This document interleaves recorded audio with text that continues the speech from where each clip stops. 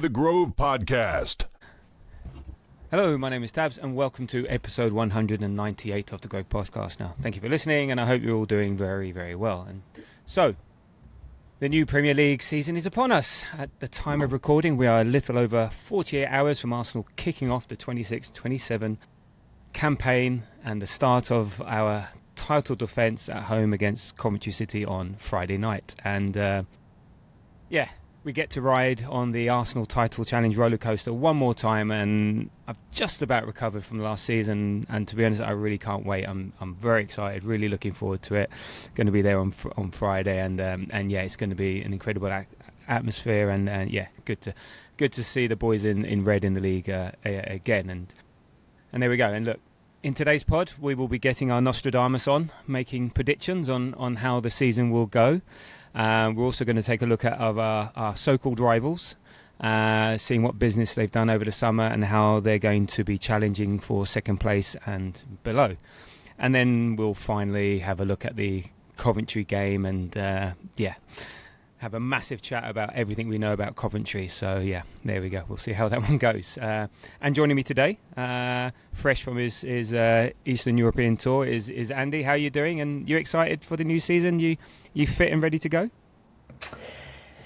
Long time no speak, Tab, really. Very much excited for it. I wasn't up until, I think, 2 minutes past 3 in the Community Shield, because I don't know, I think I've said to you a couple of times I wasn't that into the World Cup and just kind of took a break from football over the summer, but as soon as Lewis Skelly dropped that shoulder and slipped that pass through, I felt myself getting reeled back in, and then it was only ever a matter of time, to be fair, but that certainly helped, and it's nice being able to go in and, like, and we've talked about it a couple of times, but have that monkey off our back and be able to go in as the champions, it just adds that extra bit of, it takes some pressure off and it adds that extra bit of enjoyment. Good stuff. No, fully agree. And also joining us today is Ian, aka Ask Cannon Picks. How are you? How are your crystal balls doing? Did you give him a good polish before the show? I gave them a very long polish, and because of that, I'm in great form now. I'm good. I echo Andy's sentiments there because I didn't watch any of the World Cup, and I've been gagging for this new season. So, really excited, and I have the predictions to end all predictions for today. Wow, looking forward to that. Yeah, look, I did for once. The boys have actually done some work before the show, which makes a change. So we'll be diving deep into that, into their predictions, into their allotted rivals section. So, but before we get to all of that, there was a bit of an Orm bomb this morning. I don't think it's the most exciting of Orm bombs, but one nonetheless. On Ezri Konsa, he tweeted, Arsenal reach agreement with Aston Villa to sign Ezri Konsa, deal for the 28-year-old defender worth 51 million plus add-ons. England international said goodbyes to his Aston Villa teammates and staff today, set to take Arsenal medical on Thursday. Good. So, as I said, not the most exciting signing, but absolutely needed. So Andy, what are your thoughts on this? Any issue with the fee, age profile? How are you feeling about the signing of Ezri? No, certainly no issues with it. I'm actually as excited as you can be about a defensive signing when I've just been, to borrow one of Ian's phrases, gagging for that left winger to come in all summer. I'm really pleased with it. I mean, what is quite clear is that across this deal and what the Bruno G deal, we've went in with valuations, and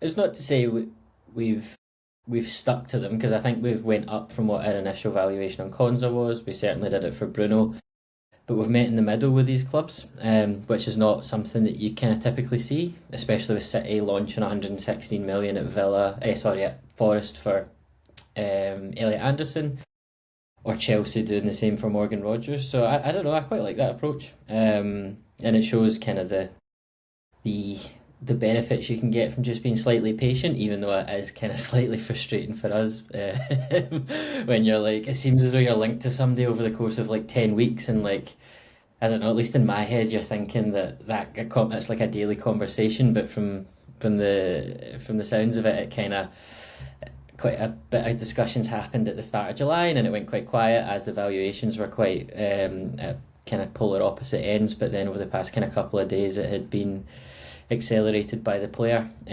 which is obviously a really good thing because it shows we're getting another player that's coming in and wants to hit the ground running, and is kind of not quite moving mountains maybe, but is certainly doing all they can to join the Premier League champions, which I think is good. The player, I think he's good. He's a kind of starting top six starting centre back. Won the Europa League last year. Good European experience, good England experience. We're obviously never going to be able to replace Saliba.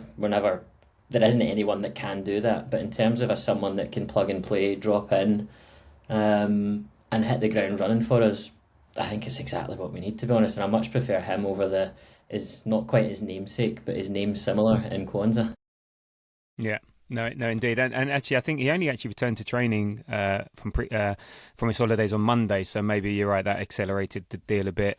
I mean, obviously, people can chat whilst they're not at the ground or whatever. But yeah, I think that just helped accelerate it. So Ian, how you feeling about this? Are you sort of confident he sort of plugs that gap? Given his age, any issues that we've bought someone for, I don't know, maybe was it 4 or 5 years that maybe not has any resale value, but he's proven Champions League experience. 28 is 26 as far as centre backs are. You're happy with this? Was absolutely needed. Yeah, you said at the top of this that's not a very exciting signing, but I actually think it is a very exciting signing, just purely from the terms of, like, when I've thought about this season, I've been so positive and so confident until I remembered that William Saliba was injured, and then I remembered that Ezri Timber is injured, and like, I think this signing for me has kind of taken about 60-70% of that stress and anxiety away from those injuries, because you have a plug and play, as you describe him, player who can go in, play at right back, he can play at centre back, which I think he should be able to do without a huge amount of fuss. Obviously, he'll have to go in and get to know his teammates and whatnot. But I just think any doubts we had, any Arsenal fan when they were thinking of this new season, they would have, if they could change anything, it would be to have a fit Saliba. And as Andy just said, of course, you can't replace William Saliba. Nobody can. He's in the top 2-3 defenders in world football. But to have somebody who can come in now and do a good job at centre back or right back if needed, it's just another addition, another high quality addition to an already stacked squad. So yeah, I'm very happy with it. Yeah, he seems quite a typical signing of our strategy at the moment. Like, he's in his prime, like you said, 28, at the moment, as and for a centre back, they're still relatively young. As I said, he's got the Premiership experience, he's got the Champions League experience. I think for Villa, he's bang on 3,000 minutes for the last couple of seasons, plays 95% of the games. He's got a good injury record, but it seems to be sort of, for now. So, but it is part of our win now strategy. That where we're going. He also is familiar with the likes of Eze, Rice, Saka, Madueke, so that we're building that England contingent. Arsenal now have the core of that England team, sort of playing for us. And I as I said, like, I think had Saliba not got injured, then maybe we would have gone for more of a right back, a younger right back profile that would bring into the club. Maybe move Ben White on, but we had to do something. For me, if you had to pick between this and a winger, it was going to have to be a solid backup for Saliba. Because the other thing is as well is that even when Saliba does come back, we have to ease him in. We're going to be in that period. By the time he comes back, we're going to be in that 3 games a week period, and he will not be able to do that. And the same with Timber and White. We don't know what happens and so on. And also one way to judge how good a signing is to see how the opposition fans go and having a look at their Reddit. Their fans really rate him. They're really unhappy to see him go. A bit like Saliba for us, when Konsa doesn't play for Villa, their win percentage drops by 10-20%. And his stats, stack up. He's like, top ground duel success last season, in the league, and he's one of the fastest centre backs in the Premier League. So I think it's all upside from that perspective. I think the only downside is, again, we're spending a lot of money for someone that ends up potentially being a backup. Does it stunt or stilt or whatever the word, Mosquera's development within the team? But if we're winning the league again, not going to spoil any predictions, but we might. And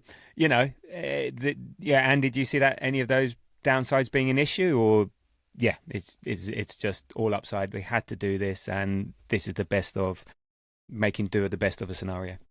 Yeah, no, I don't personally see any downsides to it, Tabs. I mean, like you said, it's part of that win now strategy. And when there was these questions about who we should sign, I remember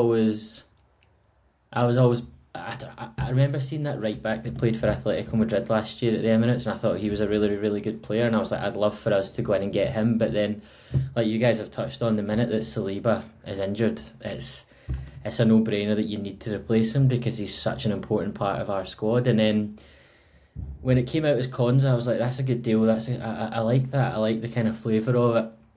But then when those Konsa kind of rumours came out, I mean, I don't know a huge amount about the player, but my brain, I think it was probably just because it was a couple of days after that Como game at the Emirates where Marley Salmon played so well.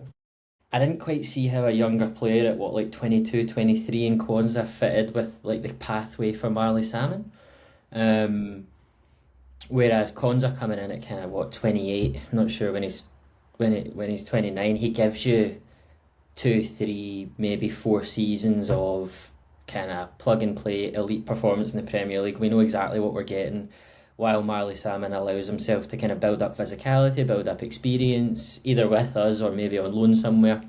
And then kind of almost at the point where Marley Salmon's able to kind of join the first team and be that week in, week out starter for us across 2 or 3 games a week. That's at the point where Konsa's probably starting to fade away a little bit. So I think the Konsa deal makes far more sense when you look at it in combination with the pathway that I'm sure we've had discussions with Marley Salmon about. The money, it is a lot of money, but when you look at the market this season, it's just gone absolutely nuts. And like, I think 35 million, which I believe is where we started out, that is probably quite low. 60 million, which is reportedly what Villa wanted, far too high. So I think landing pretty much in the middle of that of, 50 million with a few add-ons, I think is a good compromise. 50 million for an international Premier League, like, starting centre-back. You said about his minutes, you said about his reliability. I think that's great. I mean, we paid 50 million for Ben White a few seasons ago, and I think he's not exactly the same player as White, but he's not a million miles off of it. So, and we're obviously dealing with a much inflated market now. He's obviously a lot older than Ben White was at that point, but it's one of those ones I'm like, you get some certainty out of this sort of signing, and you maybe pay an extra 5, 7, 8 million for that certainty, but I think come December we'll all be happy that we paid that money for him, to be honest, because I see what you're saying about Mosquera. I'm not the biggest. I think I've still got quite a few questions about Mosquera, and I'm just far more comfortable going into the season with a Konsa Gabriel centre back partnership rather than relying on Mosquera. And then if there's another injury, you're in deep water. Yeah, and in terms of the money, I think he's like one of the highest centre backs ever. Highest valued or paid for, whatever, transfer fee for a centre back at that age. I think Bonucci might have been the last one when he was sort of transferred from Juventus to Inter. And all the rest of it. But Ian, I liked what you said. I mean, it just makes the season a little less scary having Konsa in there. And it relieves the stress a bit. I said we're not going to be as good. We can't be as good because you're missing one of the best centre backs. Well, but it's fine. And if you don't pay the money, 10 million, 20 million in the bank isn't going to help you when you need to defend. You need a defender come October, November, December time. So all good with that. So anyway, it's not official, but Orney said it was, so it's official. And let's see if he comes out in his baggy jeans before the Coventry game on Friday. Let's see. The other thing that sort of came out today was sort of not huge, but there was an interview with the BBC with Richard Garlick on transfers. And he was basically saying that they're not actively seeking to sell homegrown talents. But he said, I can't stop other clubs being interested. I think Miles has had a fantastic end of last season, has started this one really well. We're really very, very happy with him. Ethan's had a great season. We are not actively looking at selling these homegrown players, but if the right opportunity came up, right for them and the club, we'd obviously consider it. So, it's not saying they're not for sale, but he's not saying they are for sale. So Ian, the last week or so, it's been funny with that and the Martinelli stuff. Yeah, where do you stand on, if any of these had to go, who would you want to keep, who would go, and and also how it's been managed? That hasn't sat well with me either. Yeah, this is the part where as fans, like when a club's doing well, inevitably it doesn't want to lose its players. Like, God, go back 5-6 years ago more, and we would have sold every last player we had, only for we wouldn't be able to field teams. But this is a good sign. Like, I don't want any of our, especially our Hale End talent, that have broken into the first team. I don't want any of them to go. But realism sets in. You can't have 28 players in your squad and realistically keep everybody happy, because you can only field so many players. Even on a match day squad, there are only so many players allowed. So it's just a part of football these days. And you look back, City did it. City have sold some players, like Cole Palmer's the perfect example. The City fans weren't happy. Has it hurt them? No. As in, has it hurt the club? Did it hurt the club at the time? No, because Man City went on to win many titles, as we know. We won't mention the 115 though. But we're now in that position, and it hurts the fans. And I think we're going to lose. Ideally, what I would love to see happen is Ethan go on loan.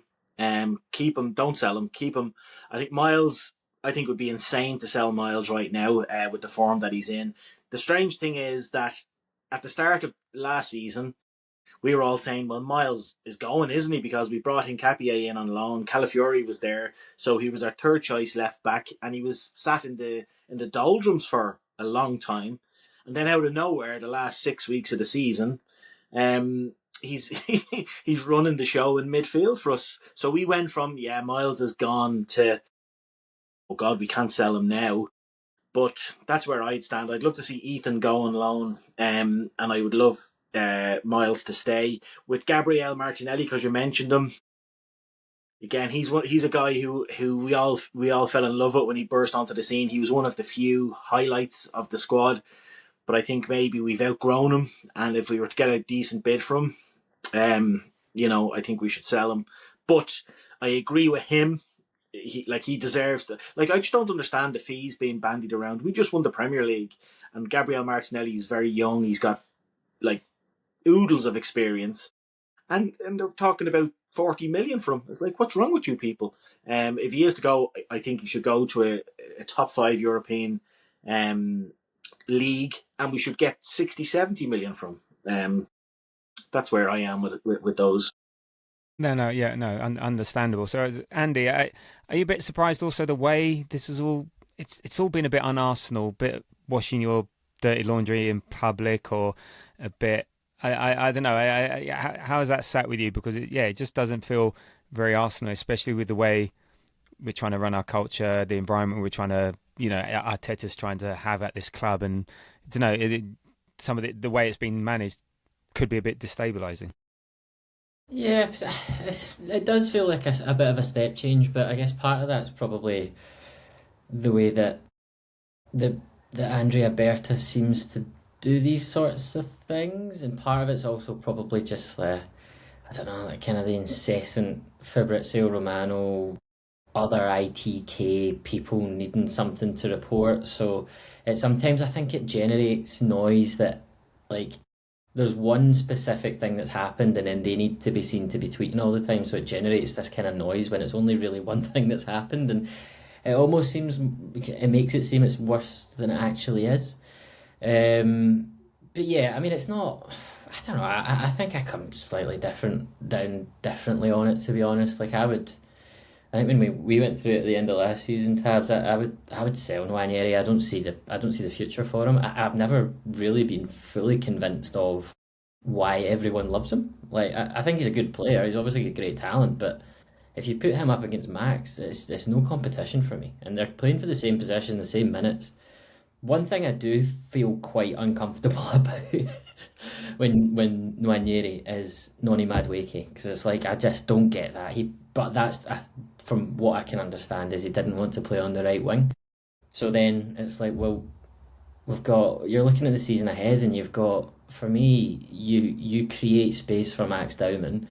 Martin Odegaard seems to be completely released of any pressure and any kind of monkey he was carrying on his back from last season. I mean, it was only one game, the Community Shield, but I guess you could probably put the World Cup in there slightly as well. I was about to say the World Cup has regenerated him to a certain extent. Yeah. Yeah. And he just looks like he looks back to his old self. And like, I don't want to over egg it, but like if we've got Martin Odegaard from 22, 23 and 23, 24, like we're laughing. Do you know what I mean? And like when you've got, it's kind of similar with that Konsa Salmon thing I was talking about. When you've got Dowman as the young player and Odegaard as the incumbent, what does that mean for Nwaneri? And I'm like, well, if we loan him, we're in the same position next year with a year further like windowed on his contract. I would own, like, I know you need to have buyers for these players, but I would move him on now. Miles, completely agree with you, and I think he's not miles off starting for me. I think he's brilliant. The way he carries the ball, I honestly love him to bits. So we wouldn't be moving him on. Martinelli, I mean, yeah, again, I've not been a fan of him for a long time. Like, I think I said to you a few years ago, he's like one of those players that gets you to the top four.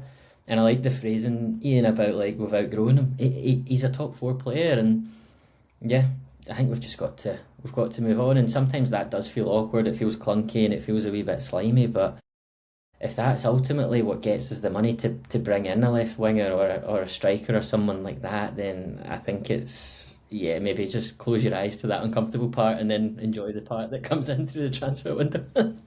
Yeah, I think with Martin, go on, Ian. So can I just say real quickly on Martin Odegaard, I fully believe that Martin Odegaard of last season, and especially towards the end of last season, was playing within himself because he really wanted to play in that World Cup. I think with all the injuries that he had, I think he was like literally at 50%. And now that the World Cup is out of the way and he had a good World Cup, I think we will see the older Odegaard. Now, I don't necessarily like that. If that is true, and I genuinely believe it is, I don't like that he would have done that, but I don't care so long as he brings it back to us next season. Yeah. No, fair enough. Yeah, look, on Martinelli, yeah, unless we have a replacement lined up, we can't sell him. We're too light on the left wing, and that's fine. We've got options with the contract, so maybe cash in on him next year. You know, his value is only as much as anyone wants him. You know, and anyone wants to pay for these players, because again, it's always the same. We say we're rubbish at selling. No. We just don't have players people want to buy at a high price, which is a very different situation. And we also maybe don't do those dodgy deals like Chelsea and Villa do, or City and Saudi do, or whatever. So the price, I'm never too vexed about that, just because it is what it is. And yeah, look, as I said, love him, but happy to see him go, whatever it is. But also he can say, look, I don't want to go to Turkey, and fair enough. I think he does deserve a bit more than just farming out to Turkey. And in terms of the way these things are done, this is football.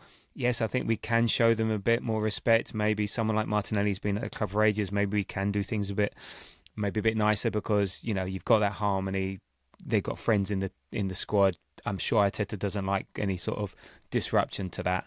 Nwaneri, it is what it is. Miles, lock him in the Emirates and throw away the key. But that is the thing. That is Just your point about the deals that kind of Chelsea and City do, it does feel like to a certain extent we go into these transfer windows with one of our hands tied behind our back, because the fact that City can get a profit on Tijani Reinders and ship him off to Saudi, and Chelsea can do the same for Garnacho and it's part of the Morgan Rogers deal, and like I don't know, especially after that summer with Gianni Infantino just like blatantly just the corruption, you just couldn't get away from it. It just feels like corruption in football is just it's so blatant now, but it feels like we don't we don't benefit from it. Apparently people don't like Berta. But apparently Berta rubs people up the wrong way. So the only reason we This got is the a Ezri deal, decade-long problem, Tabs. Like it's not. I mean, it is. It's not getting any better under Berta, but we've not been able to sell for 10, 15 years. Like it's an Arsenal thing. And yeah, it just maybe. it makes it difficult for because we're obviously seeing. I think most like rational people are able to see the City deals, the Chelsea deals for what they are, and it is creative accounting. Let's put it that way. That's the nice way of putting it.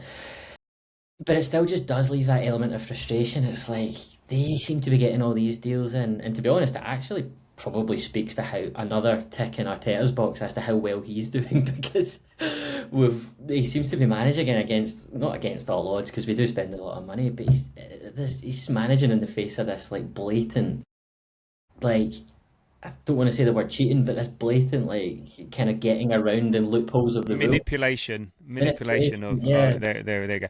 But It is what it is. Again, yeah, I but it don't just get makes it I so don't much get more difficult for us to sell, and yeah. that's where I think a lot of my personal frustration comes in because like we should be getting good fees for these players, but then it's almost at that point for me now. It's just like just get a good fee rather than holding on for an extra 5 or 10 million. Yeah, a lot of the time it's damaged goods. I think the only time we can get a good fee is someone like Nwaneri. But even then, you're right. He's had one season. He's got potential. Let's see. Anyway, it's sort of a bit of a broken record on that. But the likes of Vieira and Nelson and Jesus, just get them off the books. Just get them out. Get what you can. You're not going. You say they're damaged goods, and everyone knows that. So they're not going to pay over the odds for them and all the rest of it. And the only time we can make a lot of money is if we sell Saliba, if we sell Gabriel, we sell Saka, we sell the guys like we sell Rice. That's it. That's when we're going to coin it in. But we're not going to do that.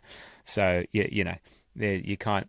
The market is what the market is, and away we go. But anyway, let's move on from that. So that's the latest in news. So on to our predictions.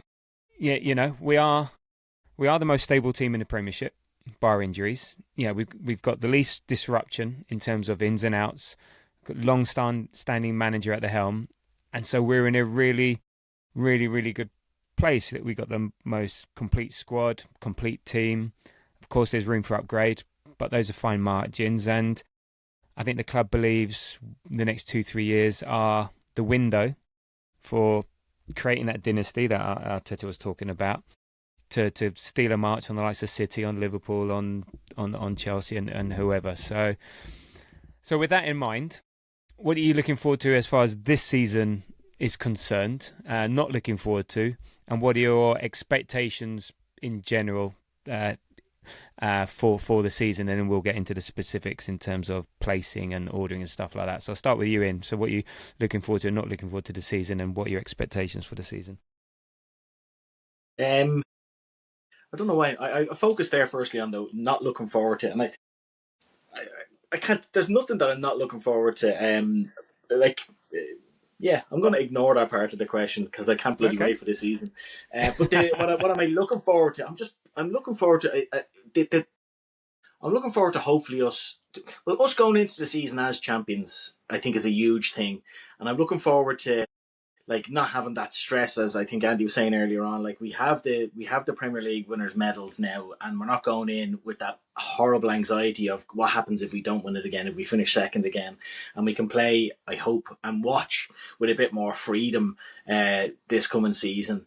And now it might be an outlier. We'll only know in a few weeks, but I loved how we played in the Community Shield. I think it was a step away from our get 1-0 up, hope we don't shit the bed, put everybody behind the ball and just get the 3 points, because we had that desperation and that stress to get 3 points to get over the line. So I'm looking forward to hopefully us playing a brand of football better than last season. ultimately, I won't care less so long as we win the league. But I think that might be part of our season this season, is that we will play a bit better. Again, I'm ignoring the not looking forward to part. There's nothing I'm not looking forward to. What was the last part? Do you have any My particular expectations of the season? Beyond finishing first, invincible, invincible by winning every single league game. That's high expectations. No, my expectation. Do you know what happiness is? Do you know the happiness equation? Go on. Happiness is expectation minus reality, or is it the other way around? Either way. Either way, that's what it is. So you're going to be a miserable bastard. Well, maybe what I'll say is my expectation. Then I'll rob a part of my first answer and say my expectation is that we do play a better brand of football than last season, and that's my expectation, as well as hopefully. No, I'm expecting us to win the league, not hopefully. So yeah. There we go, Andy. I mean, it's similar to Ian. There's nothing that has immediately sprung to mind in terms of not looking forward to. I think we're going in as we're going in as the champions. We're going in with probably the best defence, best midfield in the league. We've got a settled manager. I don't think there's anything that... I think you'd be hard pressed to find a fan with something to grumble about at this point and kind of not be looking forward to. One of the things I am particularly looking forward to is like not having absolutely every single game be a Judgment Day game where like we're concerned about what this Pep Guardiola machine is going to do in kind of February, March, April, May, and therefore we need to have like every game is a 3-point game from September onwards. I think it'll be back to like an element of normality where we can enjoy the games and we can kind of see them for what they are, and people aren't at each other when we get a 1-1 draw away at Brentford or whatever it is. Do you know what I mean? And I think because of that, we'll relax a little bit. I think the players will relax a little bit, and I think that will lead to ironically that'll lead to us playing better football, which is I think which is what everyone wants to see as the next stage of this team. Like we started off playing really, really good football under, well, as I started off, like the 22-23 and 23-24 seasons were really entertaining under Arteta. We then became this pragmatic, get over the line team. We've now got over the line, and I think everyone now wants to see what that next step is. And I think players like Bruno Guimaraes coming in will just... I think he's going to be such like a transformative player for that midfield for us, and I'm really excited to see what he can do for Saka and Odegaard, and to be honest, Martinelli, if he stays, and Kai Havertz. I think he's going to have us playing such a much more attractive brand of football. And what was the last part of your question? Sorry, Tab? Yeah, just expectations. What you're expecting to see, and yeah, I think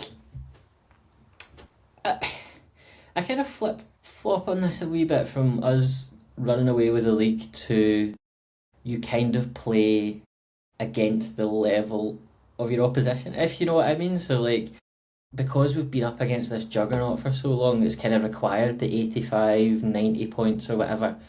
But now I just don't see where the competition is coming from, and whether that leads to not a drop off in hunger levels or a drop off in something from us, but it might mean that we take different decisions in certain league games early on in the season, and certainly different decisions earlier in league games around about the Champions League knockouts, so that we can kind of almost do what PSG do and go into the quarters, semis with far more rest in our legs.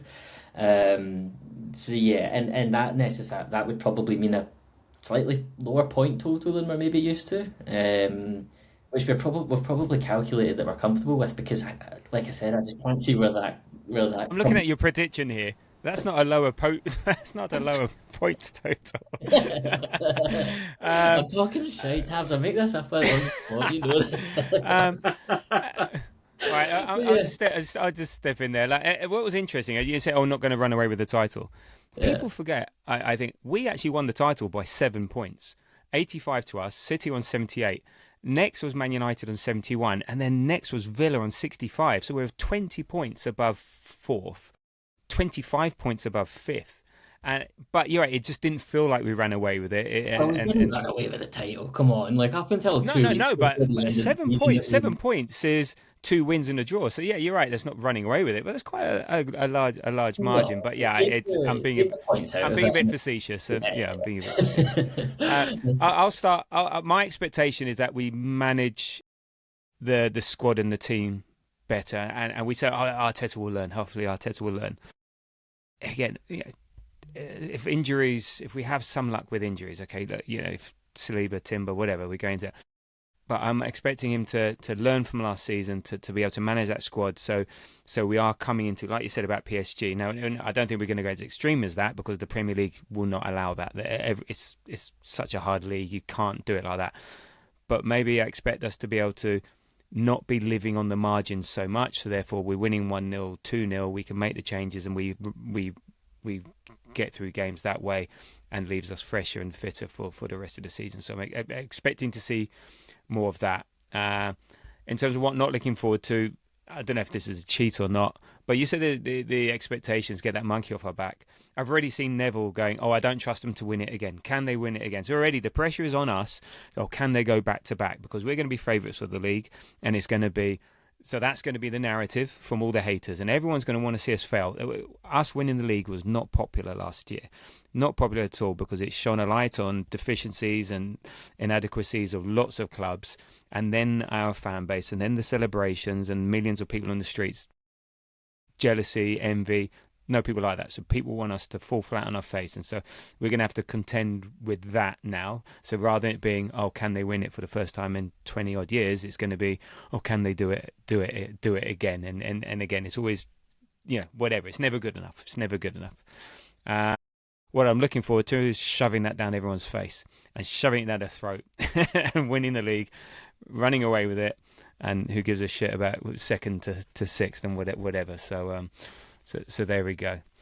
So in terms of our predictions, we're going to have where we finish, top 6, points, Champions League, player of the season, surprise breakout player, total goals scored, goals conceded, top goal scorer, goals scored in all comps by that scorer, bottom 3, and then there's the question at the end, Champions League or Premier League, what do you prefer? So in terms of everyone, so Kasiva, Jamie, Ian, Andy, and I, we're all finishing first. What a surprise! But in terms of the top 6, there's a bit of variance.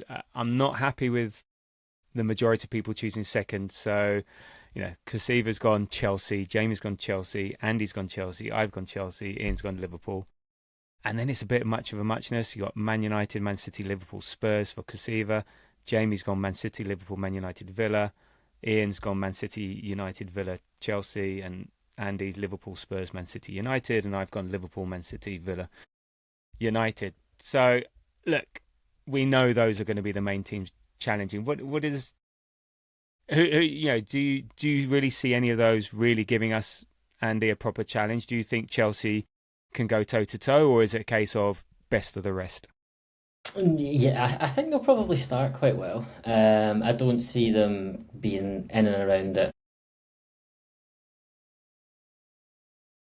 I think if Xabi Alonso comes in and tries to play the back 5, I don't necessarily if that's going to kind of work too well for them in the Premier League. I know, what was it, about 10, 12 years ago, was it Conte came in and done it with Victor Moses and stuff running, and they won the league that year. I don't think the Premier League now is like a back. I don't think a back 5 works that well, but the back 5 is the way Xabi Alonso has won previously. So if he tries to imprint that on them, I would see them actually struggling more than second. I don't think he will, but if he does do that, I would be quite concerned for them. Outside of that, though, I think they'll probably start quite well, and they'll fall away much like they did last year. The thing that would slightly concern me about Chelsea and Tottenham as well is they've just got that one game a week and they can focus on who they've got on the Saturday or Sunday. They don't have any distractions. They've got big squads. So really, there's no excuse for them to not be up there and challenging with us. But yeah, I just don't see it coming, to be honest. Indeed. Okay, so we go to points. We're roughly in the same ballpark, and this is interesting. So Kasiva's gone quite high, 93. Jamie's 88. In 92. Andy, you're 91, and I'm on 89. So considering, as I said, last year we won it on 85 points. Now, here's some stats for you. The winner over the last 5 seasons, so 21-22 was 93 points City, 22-23 89, 23 with City, 23-24 City with 91, Liverpool 24-25 84, and Arsenal 25-26 on 85. Considering the Premier League is that hard, do you really think 91 points is achievable? I mean, or 92? Ian, you broke it down. How many was it? How many wins, draws, and losses did you break it down to? I have us down as 29 wins, 5 draws, and 3 losses, or 4 losses. That's how I saw it going. The only thing that I think that could stop us, now this is far too confident probably, but the reason why the league was being won with 90 odd points every other year was because there was a huge rivalry between Liverpool and Man City. So every game they had to go and get 3 points. Both of them are accumulating huge points totals. There does exist a situation where if the rest of the league, the new managers don't do their thing, and it just doesn't happen for our rivals, there is a world where we don't have to, when we're playing, obviously we play till we basically have it won, but thereafter we could have the League One in, I'm not saying we're definitely going to do this, but we could have the League One in April, mid-April say, or basically won, with teams that far behind, and we can take our foot off the pedal knowing that we don't have to get to 90 odd points. That's the only way I think we won't get up that high, because we have the capability with this squad of basically winning every game we play in. Obviously, it'd be very hard going to the likes of Old Trafford and the City of Manchester Stadium, or the Etihad, whatever you want to call it. So we're not going to win every game, obviously. But I think the one thing that could stop us from getting the big points that myself and Jamie, or myself and Andy and I can't remember who else, 3 of us put them in the 90s. Kasiva, I think. Kasiva, yeah. Yeah.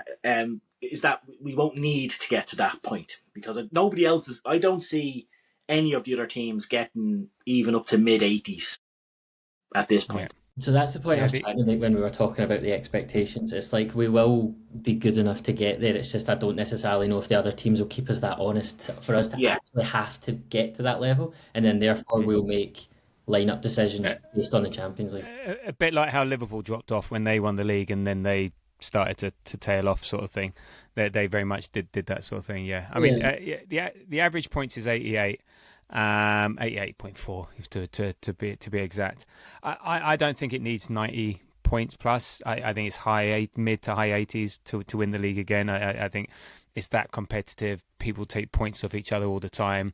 I think we've gone optimistic here. I think the reality is that it's going to be nearer, similar to last season. Maybe we were on a course to get, had we not screwed up against Bournemouth and stuff like that, again, that could have been 88 points, whatever. So I'm thinking mid to high 80s, but push comes to shove. If we are pushed, then I think you're right. I think we can get into the 90s. It's just statistically and on aggregate and historically, it's when the league is this competitive, it's not normally required. But yeah, we're winning the league and we're winning it by lots. Right, okay. Next up, Champions League position. So Kasiva's got us in the final, but runner-up. Jamie's got us in the final, but runner-up. Sounds familiar. Ian, you got us winning it. Whee! Andy, turncoat, in the semi-final. And then I've got us winning it. And that's only because I was thinking quarter-final. It's either quarter-final or winning it. And I wasn't going to put us predicting going out in the quarters. So I'm going winning it. I'll ask the question now. So I said Champions League or Premier League back-to-back. Andy, you said Champions League. Ian, you said Premier League, and I went Premier League as well. Yeah, Ian, what makes you say you'd rather... I say you'd rather. If you had to choose, hypothetical, you'd rather win Premier League rather than Champions League? Yeah, I've said this many times on the pod. I'm a traditionalist. I will always choose us to win the league. Now, if we win 5 leagues in a row, okay, throw me a Champions League, thank you very much. But I just think that's your bread and butter. You win the league over 38 games. yes, the Champions League is lucrative, and it would be lovely to get that monkey off our back and not have to listen to fucking 18-year-old Aston Villa fans singing Champions of Europe. You'll never sing that. Shut the fuck up. I'm changing my prediction now. Sorry. Yeah. Like, if you go back to those, and look, I take nothing away from the likes of Villa and Forest and whatnot, but if you go back and look at the games that those guys had to play, the teams they had to Malmo in the final, Colin Bennett. Like, Jesus Christ, even Liverpool. I reckon 4 of Liverpool's European titles shouldn't even count. They're playing against part-timers nearly in some cases. But anyway, that's a different story. And I know it's lucrative, and I want us to win one desperately. But it'll always be the Premier League for me. And to me, the Champions League just doesn't hold that glory the same. Now, I will run down the Holloway Road naked when we win it. But I got you on tape. It's a cup competition at the end of the day. I hope we win it soon. But yeah, if it's a choice, give me the Premier League back to back. We haven't done it since 1935, so let's do it again. Andy, state your case for the Champions League. I mean, we might not have done the league back to back since 1935, but we've never won the Champions League or the European Cup, and I just want that star. It's a complete anomaly that a club of Arsenal's size and the historic success it's had has never won a Champions League, and from being so fucking close to it at the start of June last season, we had it in our hands, and I just think the prestige that comes with winning it. It's not necessarily, it would be brilliant that they can't sing that anymore. It was going to be amazing that they can't sing that second again Ole Ole song, because that really irritated me last season. But it's just the prestige that comes with it. I think we have the perception of Arsenal in the transfer market and amongst other fan bases, to the extent that we care. I think it has changed, and I think you've seen that as well throughout that Vinny saga. Like, even last summer, certainly 2 summers ago, we would have been laughed out the door by that Rock Nation for wanting to get in front of Vinny to try and sign him.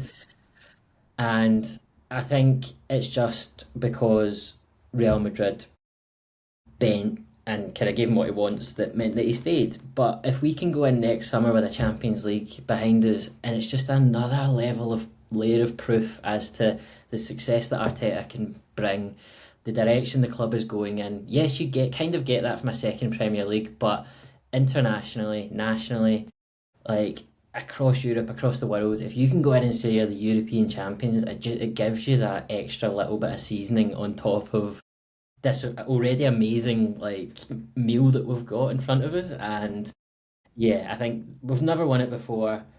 The Premier League would be brilliant. Up until the end of last season, I was Premier League all day long. But now that we've won it, now that we've got over the line, I think all eyes for me. Like, if it comes down to a decision between the two in around April next year, my eggs will be in the Champions League basket. And it's to get that prestige, it's to get that, slightly to get the monkey off our back. But I think it opens so many more doors for us as well, looking forward.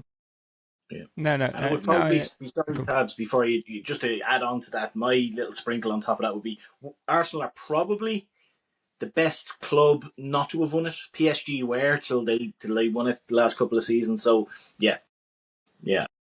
I mean, no, I'm with the Premier League back to back. Especially if it's a European team that wins the Champions League, then definitely. If it's an English club, then it slightly puts a different game. I just like this feeling of us being the best team in the Premier League and what we've had this summer. And if we have that again, and it's part of that dynasty. So I think winning the Premier League, 2-3 times in a row, so you've really solidified that. So what happens after that doesn't matter. If you win it once, you only just won it once. We're not a Leicester, for crying out loud. But you know what I mean. It's just that one season, and then if someone else wins it, then we have to listen to that.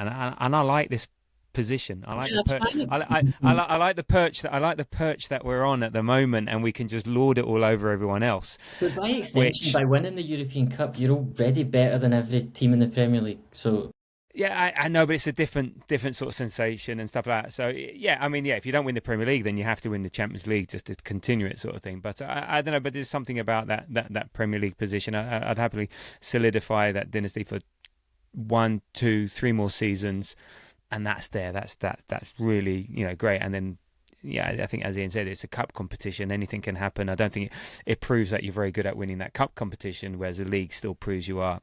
Are the best over everyone else, but it's it's it's not a choice. Unfortunately, we can make, and we just have to see how the season pans out. But if I had to pick between the two, it's the Premier League, and I did put out a couple of polls. Well, yeah, I did. One of which Jamie refused to answer. He said, "Stop making me choose, you dick." But on the Grove WhatsApp group, it was the Champions League 14, Premier League back-to-back 9. So not so 2-1 only.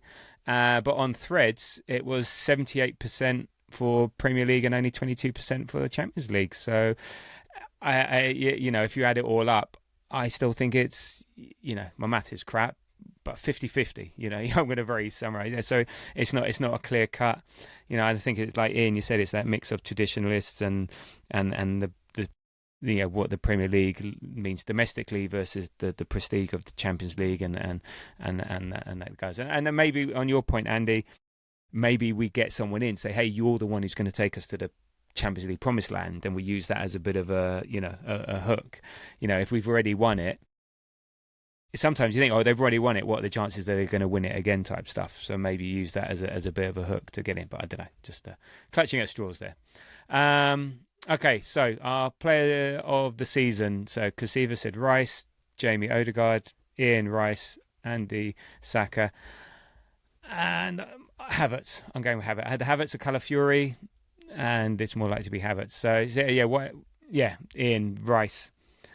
Well, it's not difficult to see why, but can he do it? Can he do it again? Can he do it again? Yeah, I just think he's just his level is so high. He has tasted the success that has come or that came last season, and I just think he'll go again. I think he embodies everything that we are. He's the one player. Him and Saliba are like the only players where you don't want to be without. And yeah, he's just the horse, isn't he? And I think he's going to do it again. You don't think he's too bejanked from having played 1 million minutes last season? But if you cut Declan Rice, he wouldn't bleed. Oil would come out of him. So he'll be fine. He'll be fine. Good. I'm glad to hear it. And actually, Andy, I was very close to saying Saka, but yeah, why do you think Saka's why do you think it's Saka's season next season? I just think as a fan base, we've slightly forgotten about how much of a insanely talented and pivotal player he is for us, and I think he's coming off a season of injury, and he looks to be kind of again not over-indexing the Community Shield, but he looks slightly back to his old springy and explosive self, and I think we're going to be able to manage his minutes a lot better this season now that we've got over the line. I think adding Bruno will help a lot. When I was kind of deciding on it, I was factoring in Bruno. I was factoring in a better Odegaard season, because when Odegaard was on fire, Bukayo Saka was on fire. So I think it's coming back towards his time, and I think if we've got Havertz fit as well, I just think he's. I think he was still good last season. He certainly wasn't up to the levels that we expect from him. But I think he's had a bit of a break. We can continue to give him that break in the short term. His talent's just undeniable, and I think I was at risk of kind of slightly forgetting it at points last season. And I just think I honestly just think he's going to come in with those new players and just rip it up next season. Yeah, I mean, we often have Mitch or Dr. Andrew Mitchell on the pod, this sports scientist and specialist in biomechanics, and I think we were talking about it, when he basically ripped was it Achilles, every Achilles off his, and so on. It's that first year afterwards. It's having that confidence in the body, and you're going to always have two steps forward, one step back, and it's you're never going to be able to get that rhythm. And I think he's had last season. I think last season was never going to be the one he was going to shine. And before the Achilles injury, he was like on course to break Henry's record and stuff like that. And that was the true Saka. So this season, I said, he might be one where the World Cup has done him good, because he's had to, and I think he was managed really well by Tuchel. And as much as we freaked out that he played in that game against France, he scored a hat-trick. And look, you're not going to over-index the Charity Shield. I am, and I'm even over-indexing training videos where you're watching him do sprint turns, and he's pushing off without wincing. So I think this is the season where he can be back to his best, and if he's surrounded by players who are also fit, if Bruno's there, who we know going forward with his line breaking passes, if Odegaard's going to be more offensive as well, then he's gonna benefit, and we know what a fit and firing Saka. So but I went for Havertz again, another one of these players that the World Cup had maybe helped him a bit. Germany didn't have the greatest World Cup, but just a bit of training, a bit of playing football.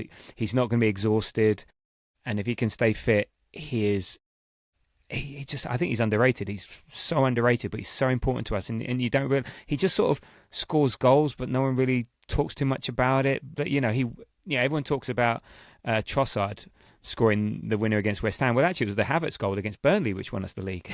That header was the one that won us the league. And he just low key just gets on with the job. He's not spectacular with it. He's just very low key, and I think, he's going to be our primary forward next year. If it's him or Gyökeres, he's going to be our primary forward next year. And I think people forget actually how good a player is, how he integrates everyone. He scores goals, and stuff. He just does it very unflashy, and he's not like spectacular. He's just there, can finish, can header, integrate everyone. So I think for me, Havertz is going to be a big season for him. In terms of breakout players, Casiva's going Mosquera, Jamie and Andy with Max, and Ian and I with Zolis. And so do you think Max is going to get the minutes, Andy, for next season? Do you think he's going to? There's talk that is basically saying, right, the shackles are off. You're good enough. You're playing. It's no longer you're 16, whatever. He's going to be 17 on the 31st of December. So you think he's going to be treated like everyone else now? Yeah, 100%. I was almost surprised that we didn't see him in the Charity Shield. I would have started him ahead of Madueke, but I get that. And once Madueke started, you probably want to give Saka a minute. I get it. But I think he had a really, really strong pre-season. Every time he played last year, I was impressed. And I just think he's going to carry that forward into this season. We're going to be able to...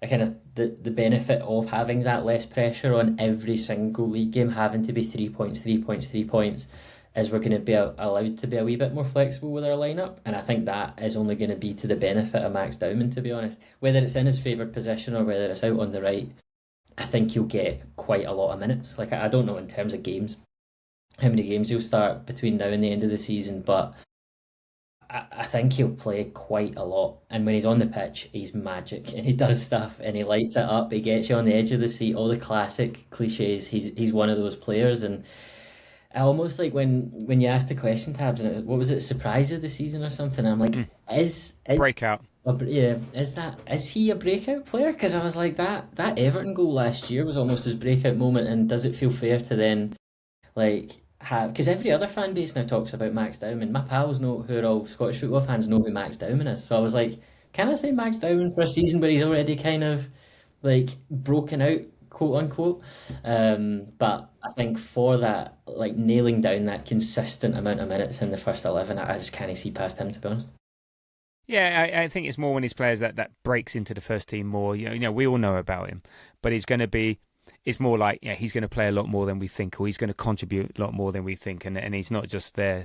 We're not. I felt like we were using him last season to develop him. Mm-hmm. It was more about developing him than there were times when game state, but it was more about his development, and we introduced him at times where that would support his development. Now, there were times where actually he came in like bloody Everton because he set up the Gyökeres goal, and he scored that goal. And then Liverpool away he came on, but it felt to me it was more like, okay, we'll bring you on because I think we're going to win, irrespective, yeah. But here's a chance for you to develop because we know you're the future. So whereas this season it's going to be, no, Max, you're playing because you will be a difference maker, and that's maybe a slight nuance there. And so in Zolis, it seems like Zolis impressed you in pre-season. Yeah, and look, Zolis might be too obvious an answer to this question because. Like, it's obvious that he's going. Well, not obvious, but like it looks like he's going to have a really good season. But I think he's even going to supersede our expectations of him from preseason. I think he's going to take that on into the actual league season, and I think he's going to really surprise us even more. And obviously, you'd still want to sign, a Vinicius Junior of some sort, but you wonder, God, like what would that do to Zolis? I still think we should. If we can find somebody who's better than Martinelli, we should still do it. But I just think he's incredible. So he's been incredible so far. His work ethic. There's like not only has he got his assists and his goal, like he's been seen back in our box doing what Trossard and Martinelli do. He's got what I include the penalty he got fouled for against Dortmund, wasn't it? I know it doesn't officially count as an assist, but I think it should. And so I'm giving him 6 assists and 1 goal pre-season. Like, I mean, that's incredible. And I know, it's pre-season and all that, but I'm really excited by him. And I think he's going to have an excellent season. Did you see those videos in like the just like styles and body movements between him and Alexis Sanchez? It was like was almost like body double. Yeah. Wow. No, he's good. No, I'm pleased, and I think in terms of breakout, I think it's just more like expectation. He's going to be beyond expectation. People think, the Belgian league of so what, but yeah, his stats were incredible, and actually the Belgian league is higher up than the Portuguese league. I think it's 8th, and Portuguese is 9th, so and stuff like that. And I think he's got. There's something about him that you think he can translate that. There's something about what he does is translatable. Like he can use both feet, inside, outside. Does the simple things really well. Like you said, his work ethic and stuff like that. His set piece delivery is really, really, really good as well. And even just simple things. That header back to Havertz for the second goal, just perfect. A perfect header and stuff like that. So I can see he's just going to be, again, not flashy, not shiny. He's just going to be a bit like Trossard, but I think he might even be an upgrade on Trossard, because I think he might have more to his game. We just need to see what he's like in clutch moments. That's it to see in these moments. But I don't know, just a lot about him just seems to be well. So he might not be this flashy guy, but he's just going to be look, he's scored again. Oh, he's assisted again. Oh, what a great influence he's had in the game. Oh, he's back there challenging on the edge of our box. So I think he's gonna really sort of impress a lot of players. So in terms of the goals we're going to score, Kosiva's got 97, Jamie 83, Ian 85, Andy 86, I'm an 82. Yeah, I think we fell short. I think last year was 71 goals. We fell well short. We were living 1-0, too many margins. So I think again, we stay fit. I think we've got the attacking talent, and we score goals, and that will just make our lives a lot more comfortable, a lot more easy. I don't think 97 is high. I think it's possible, but I think it's more likely mid to high 80s. And look, if I think in the past, the average goals scored actually by the champions is 91. Our average over the last 5 years has been 76. So I think we need to up that a bit just to make our lives easier. But on the counter side, Kosiva's gone 27, Jamie's 25, Ian 25, Andy 34. We're feeling that Saliba loss, and me 33. Last season we let in 27.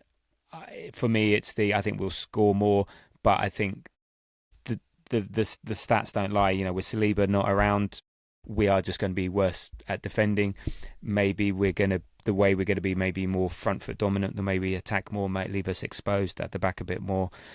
Timber's not around so much, so I think we will let in more goals, which, you know, again is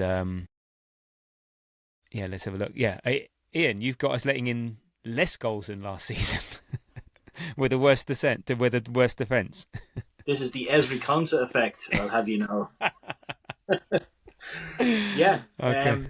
I think we've elevated ourselves now in Premier League terms. People are going to be afraid to play us now. I think you think we saw low blocks last season. Wait till you see them next season. And I don't think there's going to be a huge emphasis. Well, I might eat these words, but I just think clubs will be afraid of us. And do you remember the times when clubs used to rest players when they were playing Man City because there was no point? Emery. Yeah, because they'd have like a relegation 6-pointer the following week, so they just go, here, Man City, take those points. I think there's going to be a smidge of that this season coming with us. And I just think we'll beat last season's record, or last season's total. No, good. I'm with you. And that's part of that aura, and that's why if we win more leagues, we might have that easy ride like City had for a number of years, where they give up before they even bother turning up. So, yeah, I'm for that. Top goal scorer, Kosiva, Jamie, Ian on Gyökeres, Andy on Saka, and I've gone Havertz. On that Saka thing, Andy, yeah, he 21-22 he was top scorer. 22-23 he was equal top scorer, and 23-24 he was top scorer, so 12, 15 and 20, Jesus. Then Kai, then Gyökeres over the last few seasons. So given that he's your player of the season, you think his goal contribution is going to be key. Exactly. And it was kind of a toss up between Gyökeres and Saka. I just don't think Gyökeres will get the minutes that he got last year, and that was kind of what led me down to, because you can get a Saka player of the season from multiple various angles, but I was like, I think he will also get enough goals.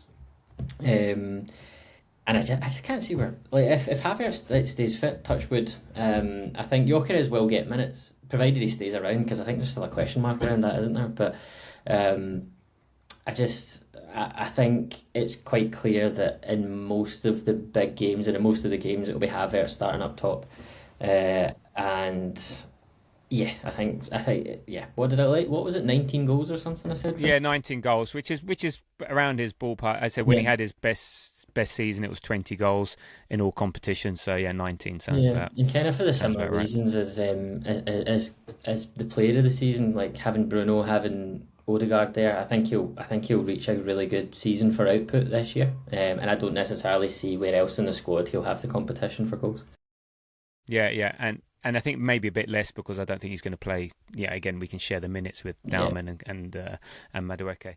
Yeah, I've gone Havertz 22. As I said, I think he will be our primary centre forward, and I think he's just low key a very good centre forward, and I think there's going to be plenty of chances for him to score. So anyone who said Gyökeres is wrong, especially Kosiva, 27 goals. I mean, look, if he's going to flat track bully the shit out of everyone, everyone else, I'm here for it. If he scores a hat-trick every week against the likes of Coventry, Hull, Ipswich and so on, then yeah, maybe 9 games and he's got that 27 goals. So there we go. Yeah. Let's see, but let's see. And and the bottom 3. So Kosiva's gone Coventry, Hull, Ipswich. Jamie's gone Ipswich, Hull, Leeds.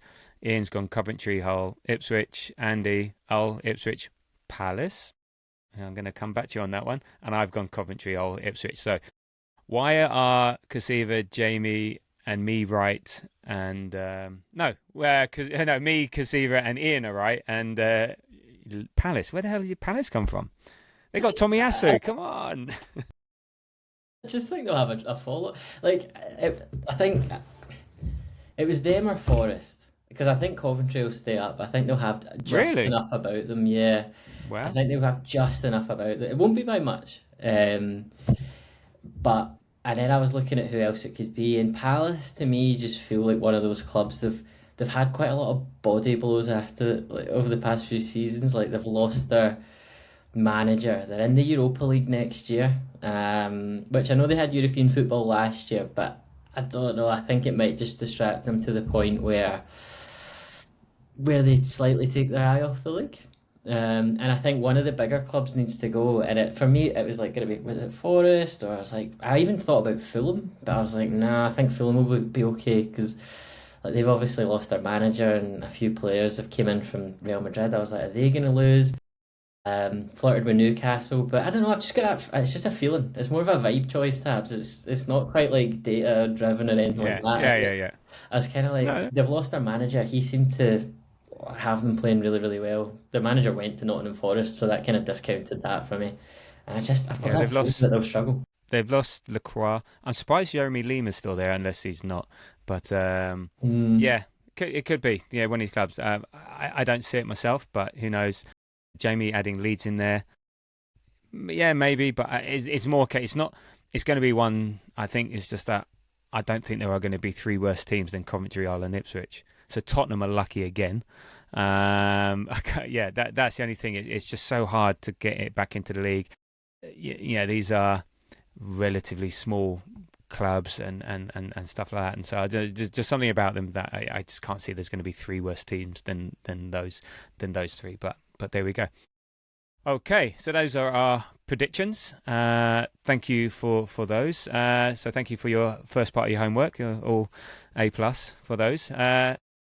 Before we get on to our rivals, or so-called rivals, just a bit of a reminder, because it does make a difference, and I appreciate it. And sorry if I keep saying this and you keep hearing this. I'm going to keep doing it until everyone has subscribed, liked, commented, rated on the podcast apps, on Spotify, on Apple, or YouTube channel. If you can give us a subscribe, it really helps with the listening numbers, really helps with the algorithm. We do notice, and again, for that one person who unsubscribed, I will find you and I will make sure that you resubscribe. So there we go. So if you've done it already, thank you. If you haven't, just spend 2 seconds doing it now. You can even do it while you're listening to the next part of the pod.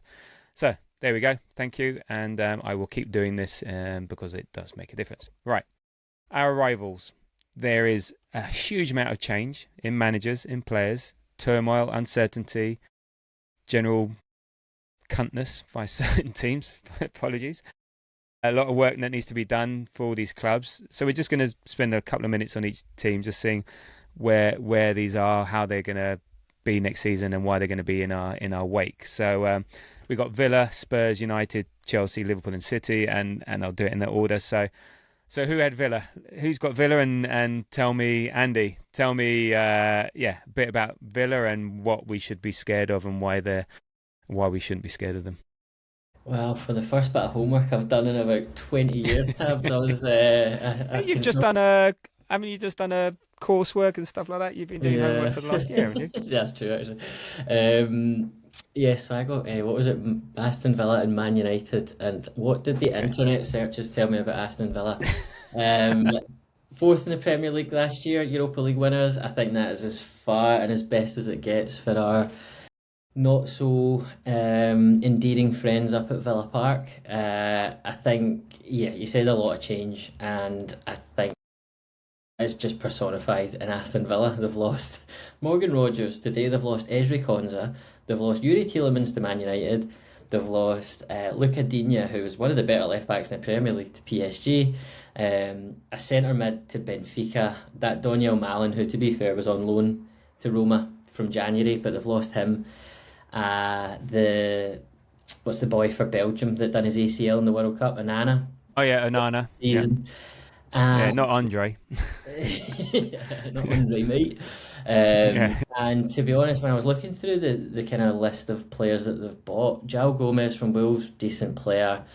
Garnacho was an absolute shocker of a transfer, but I guess that's part of the kind of almost corruption that we were talking about earlier from the Morgan Rogers deal. Apparently. Yeah, apparently. Yeah. We bought a guy, Manzambi, from Freiburg, which is their new club record fee, who I think they kind of poached from the... Newcastle? Yeah, from Newcastle, exactly.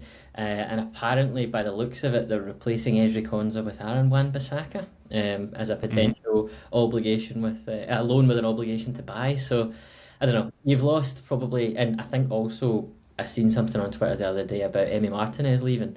So that's Yeah, well, they want to get rid of him, but Juventus pulled out of the deal. But they've signed the Japanese goalkeeper. I think that's what yeah, they've got in. So but like he's compared to definitely that, number two. yeah, compared to that kind of team that got them into the Champions League places last year that won the Europa League, it's almost night and day. And I think I had a quick look through their pre-season results, and the most recent one lost to Borussia Mönchengladbach. They got beat by PSG, but I think they played quite well in that UEFA Super Cup. Bayern Munich beat them. They won a couple of games against some Indonesian teams. But anyone of note they've lost to in pre-season, got beat by Real Sociedad, got beat by Porto. And again, not over-index in pre-season, but when you put that along with all the players they've lost, Emery does... I don't know, I'm still not convinced. I feel mental to say that about a guy who's won the Europa League so often and has done relatively well recently in the Premier League, but I don't know, I'm still not convinced that he'll be able to gel that team. They've just had so much disruption, so much change. Ollie Watkins might be out the door. And I think they start away at Brighton. It wouldn't surprise me if they lost that game, and then it just doesn't really, the dominoes kind of fall for them. And to be honest, in terms of a prediction for Villa, I would see them as top 10, but not that far up the top 10, 9th or 10th for me by the end of the season. Wow, good. Okay, that's Villa. So no threat, easy. So we're going to smash them in the second game of the season. Good, I'm looking forward to that. A good time to play them as well, because none of those players are going to have gelled in. Yeah, no, you're right. It actually is a good time. So Spurs, who was the unlucky one to get Spurs? Is that you, Ian? Yeah, go on, Ian. What a Spurs? Unfortunately, I feel Spurs aren't going to finish 17th again, are they? You're on mute. You're on mute. You're on mute. Sorry, you off mute. I was just testing. Yeah. The Spurs almost got relegated last season. No, you were just swearing. You were effing and jeffing, and I had to put you on mute because the listeners were just not going to. Yeah, when you said who got Spurs, I won't tell you what I said. Spurs almost got relegated last season, and they took that shit seriously.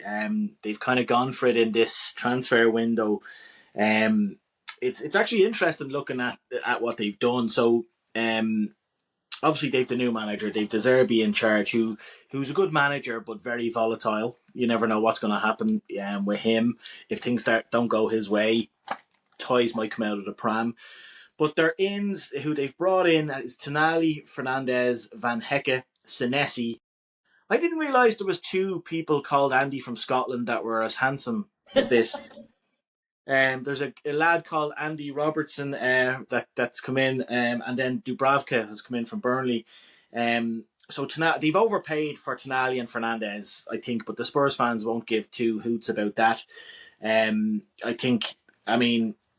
Are they world beaters? Probably not, but they're certainly going to improve Spurs. Unfortunately, if with these signings, if Spurs don't drastically improve, the whole club should just go down a sinkhole or something, because they're just a joke. But they spent 267 million.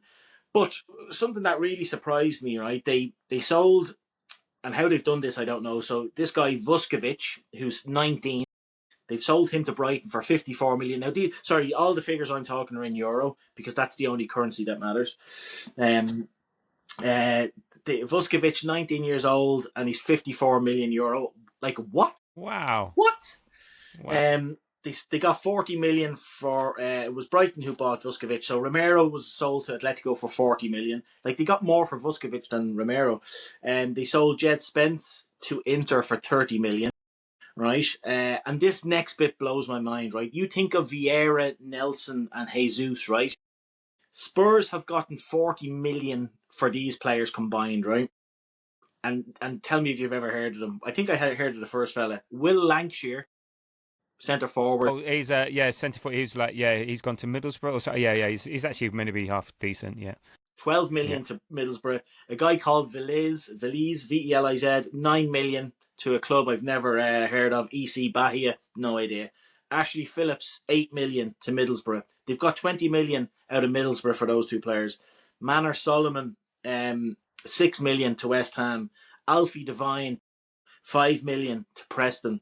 and Vicario has gone on loan to Juve. But they've brought in 40 million just from those kind of randomers, and we can't get 50p and a packet of crisps for any of our players. So they've sold. They spent 267 million and sold 164 million worth. So their net spend is whatever that works out as 103 million euro. Now, while we've been on air, shall we say, there's been an Orn bomb. Spurs are heavily pursuing, and it looks like they're going to get both Savinho and Marmoush from Man City. Wow. Okay. In a double deal. It's not done, but Orny has said that it's progressing well, and Man City are open to it and all that kind of stuff. So that would be like, I don't know. There's no figures mentioned, but like I reckon about 170 million euro for both of them, maybe. They're also heavily linked with Cody Gakpo. I don't know if the fact that they signed Savinho and Marmoush, or if they are going to sign those, will mean they won't go for Gakpo. But yeah, heavily linked with them. You asked about their weaknesses and their strengths. Their weaknesses is that they're Spurs. I mean, Spursy, yeah. They're Spursy. Like there's lots of new signings. It's very hard to gel that many new signings. They've basically nearly signed a whole new first 11. Granted, they're better players on paper than their old first 11, but will it all work? Will it all work out? That's the big question. Let it all work out. And the strengths obviously is if it all gels, it could work very well for them. I mean, these are all very good players in their own right, for Spurs.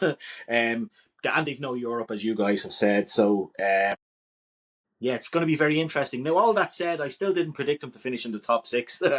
I think they'll fly up the table, but they won't go anywhere near us. And I have them somewhere between kind of 7th and 10th. I think they'll finish.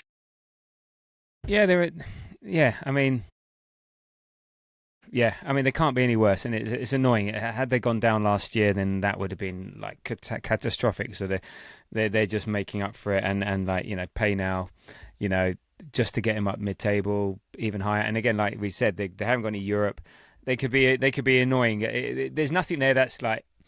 They'll be competent. They'll be half teams. De Zerbi can manage a team. He can put something together. The thing with De Zerbi, he doesn't stay anywhere for long. So but he maybe just reestablishes them in the top 6, whatever. But there's no one there that is, wow factor, or there isn't that maybe that consistency there. But they're going to be good enough, and I think they'll have shaken off some of their Spursiness, unfortunately, from the last 2 seasons, because they're just going to have a bit of competence there with some decent players who can pass the ball, who can defend, and potentially, I'm not worried about Savinho, but they've still got Kudus, they've still got Kulusevski, they've still got Maddison, so there's some creativity there. It's just can they piece it together? And again, they're going to be like Chelsea. They're going to be a bit like Man United. They'll just win enough games, score enough goals, be good enough to get top 6 for me. But it's annoying, but they've still got a long way to go. Okay, so next up, I'll do Chelsea. So Chelsea, new manager, Maresca, I was going to say, Alonso, who fine, he did whatever at Bayer Leverkusen, and fair enough, but then he failed at Real Madrid. However, so he's got a bit of credibility, but I think maybe there's a bit more PR there than actual end product. Shall we say? You took into a club that's a bunch, a box of chocolates like Real Madrid, and or whatever the terminology is about being absolutely batshit crazy. That's the one. So he's walked out of the fire into the frying pan. So or out of the frying pan into the fire. Don't know. It's going to be interesting to see how he does with that. In terms of players, as always, they've done what they do. They've bought a load, sold a load. I think the key ones for them is Lacroix from Palace, playing centre back. They got Palestra and this guy called Chavarria, who are wing backs. The ginger kid from Argentina, who they sold themselves from Strasbourg, I think it was. They've still got Fernandes in the midfield, but they also bought very odd Jordan Henderson and Danny Welbeck. Bizarre signings. I can't imagine Jordan Henderson doing much. Welbeck, okay, he's an upgrade on Delap, but is he just one of those ones who had a bit of an Indian summer last year? Is he going to repeat that again? They got this guy called Quenda from Sporting and Emmanuel Omega from Strasbourg, so another one that they've sold themselves. So the main one has been Rodgers, I think. But I think Andy said they play 5 at the back. Does that really work in the Premier League? Is that something you can really do? And also, you're wedded to that, a bit like Amorim. Look what happened to Amorim at Man United. You go wedded to 5 at the back, it all goes to shit, and then you're left with a system that no one ever plays. So I don't know what's going to go on there. But but they've still got some half decent players. But Cucurella's gone, Santos gone, Chalaba's gone. Okay, I think Cucurella's going to be a loss. So I don't know. I think they can piece something together. I think they've got, again, like a lot of these clubs, they've got good enough players. Can they be consistent? Can they be a quality team over a whole season? Can they bed in together? They're Chelsea at the end of the day, so Spurs will always be Spursy. Chelsea are just a bunch of you-know-whats, and so can they get over that? And I'm not too sure. Again, they don't have Europe, so for me, I think they'll be the ones that are closest to us without actually challenging us. If you see what I mean. So yeah, a bit of an unknown, that a bit like Spurs, that could annoyingly work. But let's see. Let's hope not. Let's hope not. Right, United, Andy.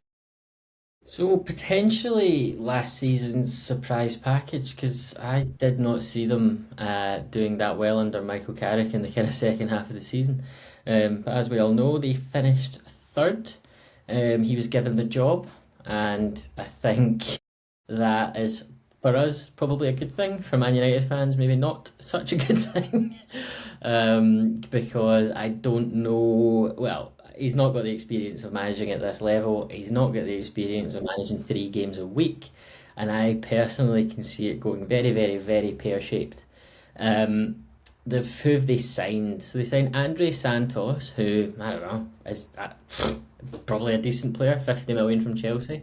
Yuri Tielemans, who seems like he's always towing a caravan whenever I see him play, 35 million from Aston Villa. Some guy, Tynan Thompson, 8 million from Tottenham. Carl Darlow on a free from Leeds. There's just not signings that kind of instill. He's a goalkeeper though, isn't he? Yeah, he's a goalkeeper. Yeah. And apparently they've had a deal agreed with Brighton for Carlos Baleba, which I think, if that goes through, he's not the most consistent player, but he is physical. Because when I was looking at those players that they brought in, I was like, they're still missing a massive bit of physicality. And for us, I could just see teams like us, teams like Villa, if they got, well, Villa of last season, probably not this season to be fair, Newcastle of last season, teams like that just running all over Man United. Maybe Baleba changes that slightly. I don't think so. They've lost Casemiro. Jadon Sancho wasn't doing anything anyway. Tyrell Malacia wasn't really playing. Højlund has been sold to Napoli but was already on loan. So they've not really kind of lost any key players, but they haven't really made any needle-moving additions, I wouldn't think. Pre-season wise, they just lost 4-2 to AC Milan, which I'm sure will be absolutely gut-wrenching for them, because Amorim is now the manager of AC Milan, so I take some personal happiness in that. Drew 1-1 with Leeds at Ian's stomping ground in Dublin. 1-1 with PSG, beat Atletico Madrid, but yeah, I don't know, just nothing that instills a huge amount of confidence. And I think so much of last season was built for Man United on Bruno Fernandes, and he overperformed. He also got the assist record. He massively overperformed. If he can do that again, maybe they'll have a good season. I personally don't see it. One injury to him and they could be looking, if they don't, it kind of all comes down, they might do something in the next couple of weeks which changes what I would say now, but based on where they are right now and that Bruno dependency, I can't see it going well. They're going to have a lot of games to contend with. They've got to go, they had the the absolute minimum amount of games they could play last year, because they went out in the first round of the Carling Cup, the first round of the FA Cup. They had their 38 league games and they weren't in Europe. And to now add on at least 8 Champions League games, and then whether they get through or whether whatever, they're more than likely to go further in the Carabao. They're more than likely to go further in the FA Cup. That's going to breed injuries. I just can't see it going well for Man United. And I think in the list of where they would finish, I had them 6th. That was banking on Bruno being fit. If he's not fit, I could see something like 7th or 8th again and back to normality for the men from Old Trafford. Yeah, I think they're going to have the opposite effect of Spurs and Chelsea. Yeah, there's nothing exciting about their team. And look, they finished 3rd last season, but they were really bad. And as I said, like, how many were 20 points behind us or 18 or whatever it was? I can't be bothered looking up again. Yeah, they sort of stumbled their way to it, but that was more a reflection on the rest of the league and people taking points of each other rather than them being particularly good. And I think it was reflection on them having nothing else to do but play league games. So no, I'm not too concerned about them. Again, they're good enough to win a few games. They've got the stature, they've got the stadium, they've got some decent players, but a couple of injuries and they could be scuppered. Ian, Liverpool, are they coming back up from 5th from last season? Yeah, I sent my predictions, the league, the top 6 before I had done this little bit of research, and I may have put Liverpool a bit too high. I'd Liverpool finishing 2nd, but maybe they will. I don't know. I think by far Liverpool's best signing this summer is Iraola. I think he's an incredible manager. I think he's going to do really, really well. It's just whether the club back him, and so far they haven't. Liverpool have only signed 3 players so far this season. 2 of them centre backs and 1 of them on loan. So they got Araujo, is that how you pronounce it, from Barcelona, in on loan. A lot of people are saying that he's an absolute donkey. I don't know too much about him, but a lot of people don't like him, even some Liverpool fans. They got Munoz, who's a left winger, for 40 million from Osasuna. Don't know a huge amount about him. And they got their big signing is Jacquet. I won't say jacket. Is Jacquet, who's a centre back for 63.6 million. And again, these are all Euro figures from Rennes. And if I was a Liverpool fan, I wouldn't be too too happy about that. They have Harvey Elliott and Tsimikas back from loan. I think it was Villa and Roma were the 2 clubs they were at. So that's really poor from a team that won the Premier League 2 seasons ago, and should have a lot of money in their vault, and maybe they do, and there's stuff to come, because they've been linked with Barcola from PSG, like, I don't know, anywhere between 120 and 140 million euros, depending on who you listen to. And I wouldn't, because I know we've been linked with Barcola, I wouldn't like us to spend that much money. I think he's tiny. He's a little bit kind of Madueke, but on the left wing for me. Loads of sign him promise. up. Yeah, loads of promise, and like, he does decent things until he gets anywhere near the box and he just shits himself. So if Liverpool want to spunk that much money on him, go for it. They've also been heavily linked with a guy called Mbaye, who's 18. He's a right winger from PSG. Don't know a lot about him, and they've been linked with Ryan, the right winger from Bournemouth. So yes, there's still a bit of business probably for Liverpool to do, but I'd find that very underwhelming if I was them, considering their current situation. They Curtis Jones and Cody Gakpo are both heavily linked to go as well, and very weirdly, they've lost 3 players. They've lost Konate, Salah, and the very handsome Andy Robertson. But they haven't got 1 cent for any of them. They've all gone on free transfers. So they've brought in 0 money. They spent very little. Now, are they keeping their powder dry for the last few weeks of the season? Maybe. They might sign a few worldies over the next couple of weeks. We'll only see. But the other big thing, I didn't realise this until I looked this up, that Ekitike apparently is out for a few months.